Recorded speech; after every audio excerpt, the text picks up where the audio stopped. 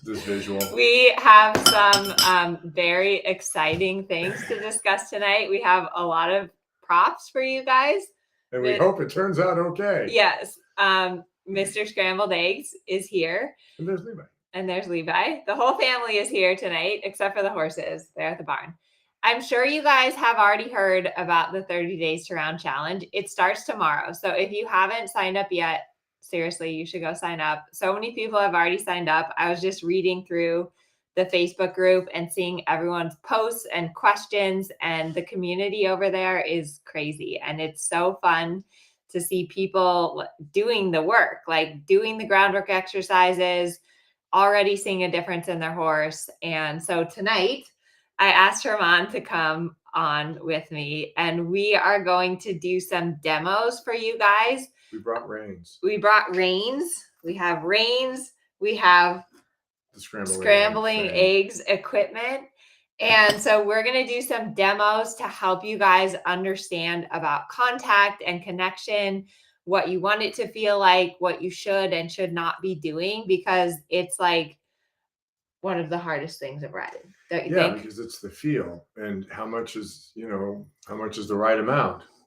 Yes. So that one question. Who's excited for today? Olivia's excited. Yes. Thank you. One question about giving away too much. You want to ask that question? Well, let's start with our demos.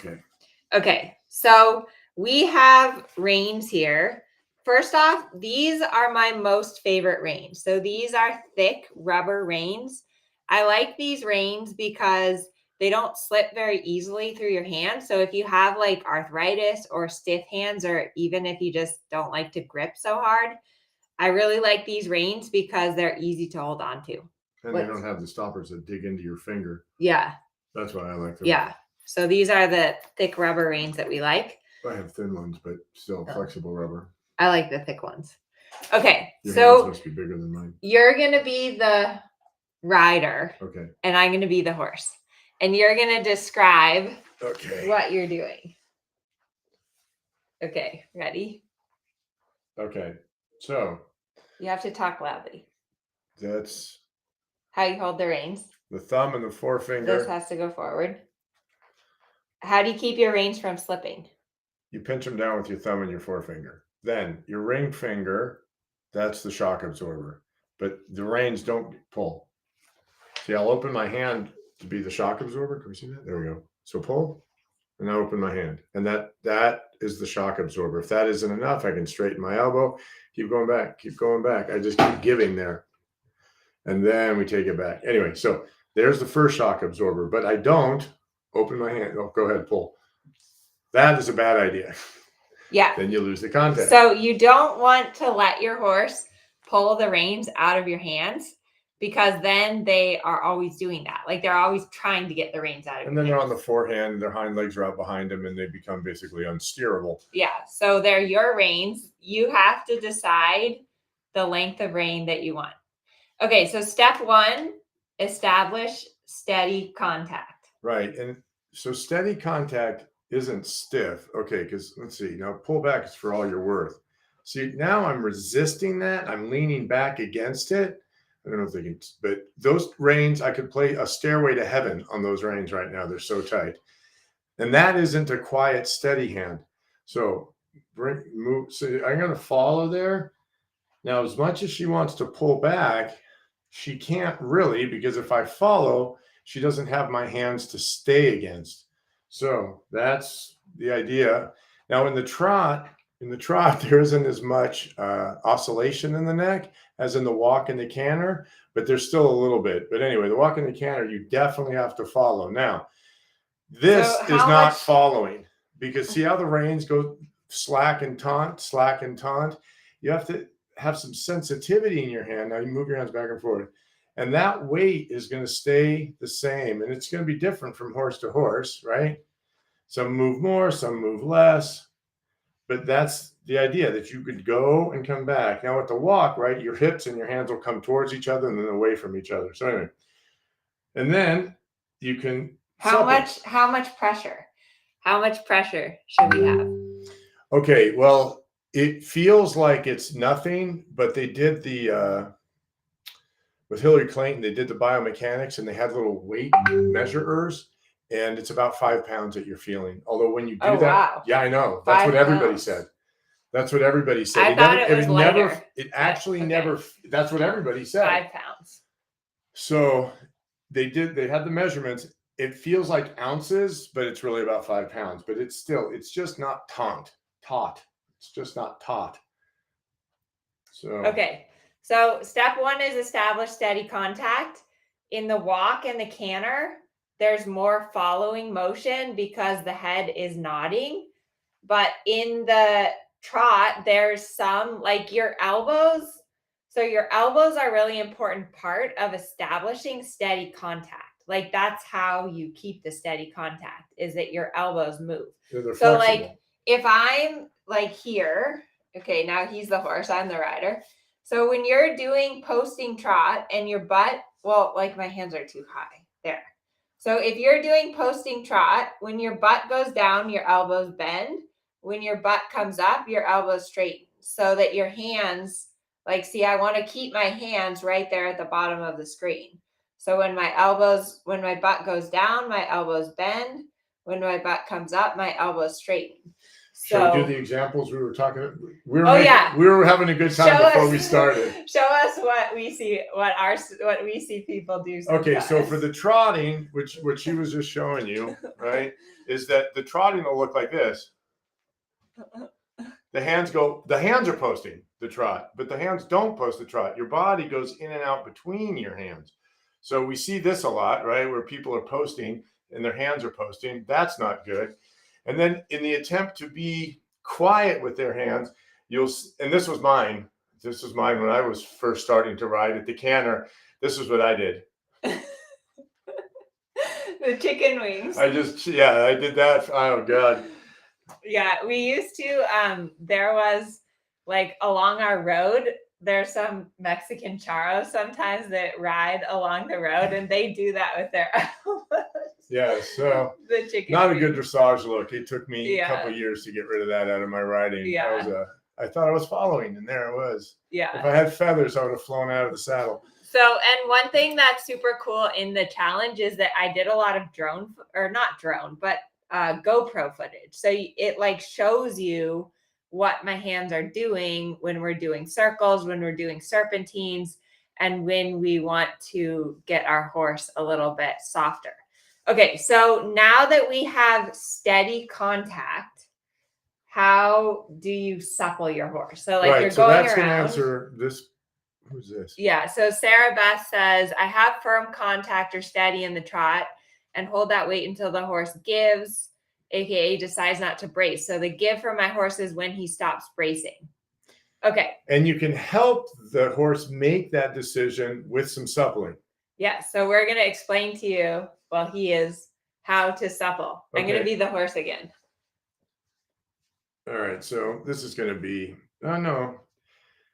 Okay, so from the outside, this is going to be my inside rein. So you're going to look at my inside hand from the middle of the circle, say. And so the suppling is this wrist comes in, and then the pinky comes up. So you can see the fingernail on your pinky, and then your knuckles face forward straight. It's in, up, forward, in, up, forward. Your pinky makes that little circle. I've been having people last few months actually do this at home. You can do this on a table. So here's your table. There's your hand. It goes in, it goes up, and it goes forward. It goes in, it goes up, and it goes forward. Your knuckles end up facing forward. And then you do your opening hand to close the fist, and then that's the wrist. In, up, forward. You practice that on your table. Anyway. No, and this is on the inside rein. So Sarah Beth is asking, this is on the inside rein. So your legs also play an important role. Your inside, you got to send your horse forward. To get steady contact, you have to send your horse forward. And then your inside leg pushes your horse into the outside rein. Outside rein is steady, and your inside rein is your suppling rein. Doing the suppling motion. So yeah, that's why from here, that's why it's going to be a little tricky. So we're just going to go with my right hand is now my inside rein. and the left hand is my outside rein. And so, like in a circle, that'd be a little this and forward and forward. Now, while you're doing that, you're still following back and forth because that's the thing that lets the horse go forward. The suppling part is where it says, come here and get collected. So you have to let the horse go, but still come here. It's very dressage. You have to hold without holding. So there's the supple. There's that wrist. And now if she starts to move her hands, come towards me, right? I've come back because I'm taking up this. She goes away. I can still supple. Keep taking, keep taking. See, I don't add any weight. I just go with that. Okay. And then that's still my suppling rein. And wherever the horse's head goes, my shoulders are loose, my elbows are loose so that I can follow that and still do my flexion. So, but you're not doing that all the time. You're just doing that if your horse gets locked. So right. And if it's a little bit or a lot of it, it's the right amount. Yeah. You're not just going through the motions. I'm feeling something in the horse's neck. I feel it get stiff. I feel it get hard. I feel it start to brace. I go, oh, here, let's flex a little bit. Let's flex a lot of it and make you let that go. And then I can give back. So that the take is followed by the give, right? You always get your horse in the giving. So you got to flex that, get rid of that stiffness, bring it back maybe a little bit, loosen it, and then give the rein. To the person with the young horse, the timing of the give is just critical because when the horse gives this much, you're right there to give too. So the horse goes, ah. Yes. Does that make sense? We're good? Yeah, it's good. Okay. So there's a good question. Inside hand supples, outside hand steady, but what about half halts on the outside rein? Right. So you can, you've got the rein there. You're kind of in this half open thing. You can just make the fist. You could just make the fist and engage your core. It depends on what's happening at that moment. But the most simple one, you just make your hand a fist. If that isn't enough, you engage your core, you sit in, resist the horse, soften again. Yeah. And so I think that brings up a really important part, which is we started out talking about hands because that's like our brain thinks about our hands all the time. In order to have a steady contact, in order to supple your horse, you have to have an independent seat. And that is why classically riders are taught on the lunge line first so that you teach how to balance and how to move with the horse before you even hold on to the reins. Like in the German riding school, right? You don't even get reins, or the Spanish riding school. You go on the lunge line for a year. Yeah, I did that for Trip Harding, who's now deceased, but that's who I started with. And I know no stirrups, no reins for months. Wow. Just got lunged that way. That's why you have such a good seat. I can pretty much sit. Yeah. And if it doesn't matter what it's doing, I can sit. Yeah. But that's really important, is that you're always thinking back to your seat.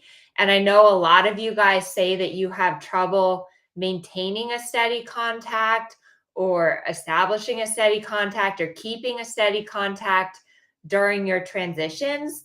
And most of the time that is because of your seat. That's nothing to do with your hands or the horse or anything. You've got to think about your seat. The main function of your seat is to follow the motion of your horse. And so, whenever you're kind of struggling with this, that's also something that's really, really important to think about, is your seat. So, independent seat. What about transitions? What do your hands do during transitions? They're pretty quiet.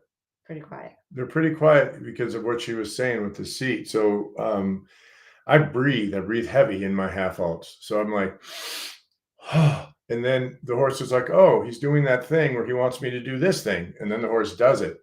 I've set it up before that moment, getting the bend and getting the supple neck, so that when I make the transition with my body, if I'm in trot and I want to go to canter, my body's doing the trot thing. And then I shift to the canter thing. I've got the horse balanced, got him supple in the neck, balanced on all fours. I shift my legs, I shift my weight, and the horse goes, oh, he's done that thing. And boom, you step to the canter. My hands aren't part of that. I mean, they're part of it, but they're not really making the aid. Yeah. Okay. I thought of another good thing to demo. Okay. Okay. One thing I know that you guys struggle with too is like stretch circle, like how to let the reins out, how to take the reins up again. And I think when you, like, a stretch circle is a test of contact and connection. You want your horse to very politely take the reins out of your hands as you open your fingers. And then same thing when you shorten up the reins, that you want your horse to get shorter again in the frame. So that would probably answer the first question we got about throwing away the reins. Because if you worked on that stretchy circle. Yeah. So hang on, let's go to here. I like the buckle. So you're riding around, the reins would be here, right? And now you're going to make your, there it goes. All right. Well, you want it to be on the inside of the neck. Okay, let's pretend like we've shortened up the reins. We're, now we're going to start our posting trot for the stretchy circles. So what I do is because of the flexion, so this is my inside rein. Because of the flexion, I've got my horse bent, and then I just, with my thumb, start feeding that rein down and play a little bit, and feed the rein down and play a little bit, and then onto the buckle. Yeah. So I want to point out that little like play a little bit thing is really important, because like most people just throw the reins away. Let's show what most people do. So like they have contact, and then they'll go to the stretch circle, and they just grab it there. Yeah. And then they just drop it. And you feed it through, and this is true for your free walk as well. The reins are there, and you take your thumb and you feed that, and then so then you feel, as you're doing that, you go, oh boy, my horse is just running forward with the neck. And that's why you supple that a little bit, loosen it, get him balanced again, and then feed more leather out. And you just work your way down to getting his nose into the sand. Yeah. Getting his neck down. So another thing you guys are going to notice watching his hands is how fast and nimble he is to adjust his reins. Like shorten the reins quick, let him a little out, shorten them quick, let him a little out. And you guys, it takes practice to get this. And it's really important that you can adjust your reins quickly and efficiently, and that you don't stop your seat when you do that. I see so many people that when they go to adjust their reins, they like forget to keep riding forward or forget the rhythm of their horse. And so do you want to show quickly how you shorten and lengthen your reins? Well, we just did the lengthening part. Yeah. So now we're here at the buckle, and I'll take my left hand with the inside rein out to the outside rein, slide that one down. Then I move over to the inside rein and then slide that one down. And then I get them where I want them. Yeah. So, but I take up the outside rein first. And then again, it's also important when you shorten your reins. Like I did a YouTube video on this, but when you shorten your reins, your hands go a little forward, you get contact, and then you gradually bend your elbows again and push your horse up to the contact, so that it's not like if you shorten your reins, like you're all of a sudden pulling a lot back on your horse. You can't shock load. And the first thing you have to think about is the hind legs, are they coming? Because as you're gathering the reins, and the other name for the reins is the restricting aid. So if you're gathering the reins too fast in relation to what the hind legs are doing, now you're stopping them. Yes. So especially true in the walk. Yeah. So I hope that this little demo is helpful. Let us know if you guys like our demo. Let's see. What do people say? April says, when you say inside leg to outside rein, can you break that down more? Should you be pushing the horse's weight off your inside leg so he fills the outside rein? Yes. So breathing, those are the horse's ribs. So your legs, so it just doesn't push against it. It's breathing. So I go this way. So this is the outside, right? And so your inside leg is, and you put, and you mush that in to get his ribs to come around. It's not just your leg is there, because then they'll just hold their breath against that. So it's a breathing thing. Yeah. But it's also, that's where we start to get into connection. So contact is what we were showing you between your elbow and the horse's mouth. That's contact. Connection is the whole horse's body. And that's really where it gets to be super important and super difficult. And so putting your inside leg on activates your horse's inside hind leg and pushes that energy into the outside rein. And what that does is it starts to engage your horse's hind end. It starts to engage your horse's top line.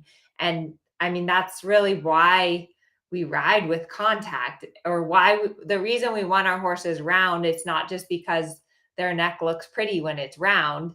It's because of the control that it gives us of the hindquarters and of their entire body. And it's most horses are crooked, just like riders. We're all crooked. You're crooked too. I was telling him that he was sitting crooked today. I tell you. But so you'll find that it's easier. Most horses have an easier time connecting on one diagonal than the other. It depends on the horse. Which one do you think is easier? Left leg to right rein or right leg to left rein? Which one's easier? I like it when the stiff side's on the inside, because that way I can hold the rein they don't want and it's on the outside, and then I don't have to worry about. So you like going to the right more? Unless things are going scary, and then I just turn left because I like my body turning left better.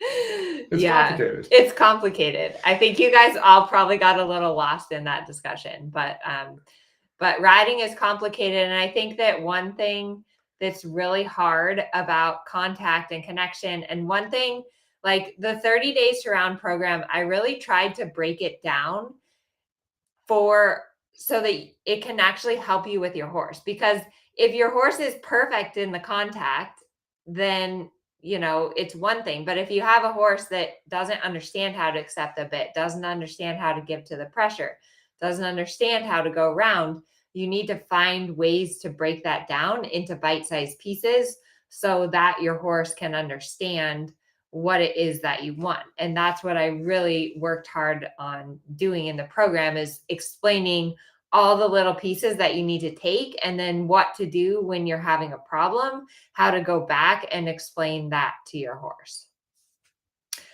Are you reading the comments? I was. Do we have any other good ones? I felt bad. I mean, she got a comment that said soft pole, and I've never had that comment before. Nancy says, I recently had Judge comment about my horse having a soft pole that makes him unsteady in the contact. I've never heard the term. My guess is that pole, he's curling, but unsteady. So unsteady. Unsteady. I like just transitions, and really transitions in the gait, especially in the trot, where you lengthen and then you make a circle. But that, I saw that part and was like, I would do transitions within the gait. Yeah. And really try and keep out there towards the bit in it. Yeah. Because the thing is that if your horse is unsteady in their pull, the reason that the judge doesn't like to see that is because it's a sign that they're not connected, like hind leg, back, mouth. That connection isn't working. And so if your horse is like up and down and left and right and all over the place, it's going to be impossible to do transitions. So that's why Herman suggested you should practice your transitions. And thinking about, even if it's less round, but keeping the nose out so the horse is really looking for the bit, at least until you get this contact thing solved. And then you can think about getting them rounder again. Oh, Heather has a good question. What do you do when your horse gets heavy? I supple. Now, that suppling. You make it sound so easy. Like Herman was teaching me this morning on Kensington. And I was like, but he's so stiff in the right rein. And you say, well, it takes two to pull. Right, it does. They can't pull if you're not pulling. So if he is heavy, first thing is your seat okay? Is your back tight? Are you resisting him? Okay. Then if he's heavy, give. Right here, let's do this one. Stand up. Oh God. All right, now lean on my hands for all you're worth. You just lean, right? Your horse is really heavy. Lean, lean, lean. Wow, look, she straightened herself and stood right up. So if your horse is heavy and he's leaning on you and he's become a tripod, his hind legs are in Texas, he's on the front legs and just your hands, and you're like, oh my God, he's going to fall down if I let go. Let go. He will then balance himself on four legs and be off of your hands. Yeah, because the horse's neck, they use it for balance, right? Right. So if they're braced in their neck, then they're balancing off your hands. You. One other thing I think that's really important when your horse gets heavy is I always think about my seat and my legs more, because your little bicep isn't going to be able to out pull your horse's neck muscle. But always with contact and connection, it's about your whole body. Like when you take on the rein, you want to feel it like in your back, in your shoulders. And like if you pull, it's got to pull you deeper into the saddle. So Right, do that's where the you like kneel and you kind of like you're gonna go pray Yeah. and roll your knees into that. so do the demo like if you're leaning forward and the horse pulls on you. Here, you be the horse. Now I'll be the rider. So I'm gonna what's I'm pulling on you. You're the horse. I'm the horse. You're gonna lean forward. Yeah. So if you're the rider, if you're tipped, right, okay. if you're tipped forward and the horse pulls on you, this is what Right. happens. So if you're leaning forward and the horse pulls, you're just going to go over because you don't have any strength. If you open your chest and sit in, you put your belly out a little bit and go in your knees. It doesn't matter how strong I am, you're going to be able to keep your position. Right. So if you have a horse that gets strong, you want to sit a little bit back so that And when you your horse sit in a little, and then you end up acting like side reins. Yeah. So hopefully that will help you. But there's no way to outpull your horse. And that's also where the bending is really helpful. Like, and that's why when like Herman was demonstrating, you supple more on the inside rein, you get your horse to bend because that puts a little torque on their body and on their neck, and it makes them more supple. So Butch, maybe is that your friend Butch from Idaho? It is. There it is. They can't pull if you don't pull. Takes two. Thank you, Butch. Yeah, Butch, he wanted me to go to Idaho, but I rarely leave my horses. So yeah, unless my horses are going to, probably not happening. Okay. Yeah. Do we I'm a lot show them your scrambled eggs. The scrambled eggs analogy. Okay. We haven't done this in over a year. And we need to do it. I just modified it a second ago. So normally, let's do that, right? So like I would scramble this way, but what I did was I turned the fork sideways so it's more like the rein, and just scramble eggs. And it'll make your forearm muscle soft. Because that's, if your forearm is tight, then you're pulling against the horse's mouth. So you grab your fork. This is the outside rein. You're holding your bowl. Then you take your fork and scramble your egg.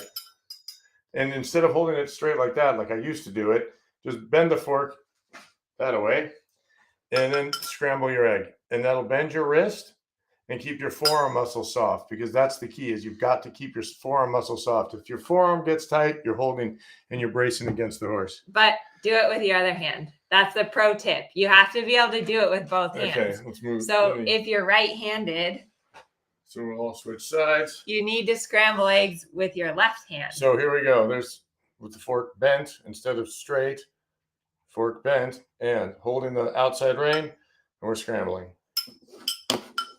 And that's the suppling. It keeps my forearm muscle soft. And then you can do, you can do extra flexion, depending, extra flexion and elbow back. I couldn't do that on the screen. So suppling, extra bend with the wrist, and then elbow back if you need more, and then the giving. Yeah, so it's, your ambidexterity is also. Can I do the circle thing? Yeah, do the circle thing. No, don't do it. You can do it. So you have to make circles in opposite directions. So your circles face each other, right? And then you switch and you go the other way. And then you switch and you go the other way. But the circles are going in opposite directions. Okay? And that way you start getting your brain thinking about doing two things at the same time. Yes. Okay. So bottom line is riding is very hard and very complicated. It takes a long time. Like, I feel like my contact and connection, I think that's the hardest part of riding for me. What about you? Yeah.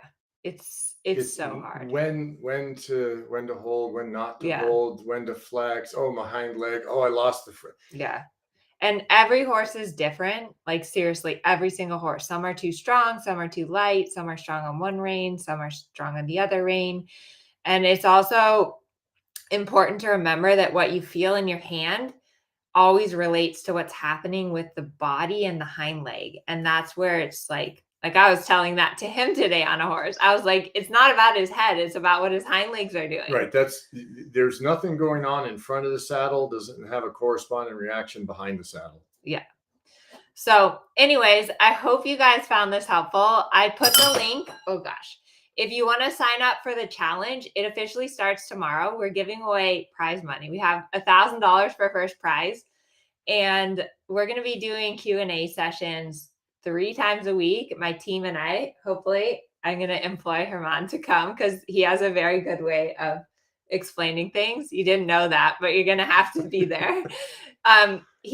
You also are starring on a few videos in the challenge. You did a demo with the GoPro, so you can see his hands in action with the yellow gloves. Yeah. It was so funny too, because he goes, it's really hard to talk and explain while you're riding. Because you need to I needed to concentrate and ride and feel what I was doing and put my brain on that, which made me shut my mouth. Yeah. So let me know in the chat if you guys are signed up for the challenge or if you're going to join us, because basically the point of the challenge is just about getting everyone excited about their riding and committed to it. And I think that riding is hard and it's easy to get discouraged and just feel a little bit lost. So my point of the challenge is just to get a group of students together and to help you guys and really have like a committed period of time where we're working on this and learning new things and practicing this. So let's see, Mary's signed up. Someone else says they're signed up. Okay, we have a lot of people signed up, which is awesome.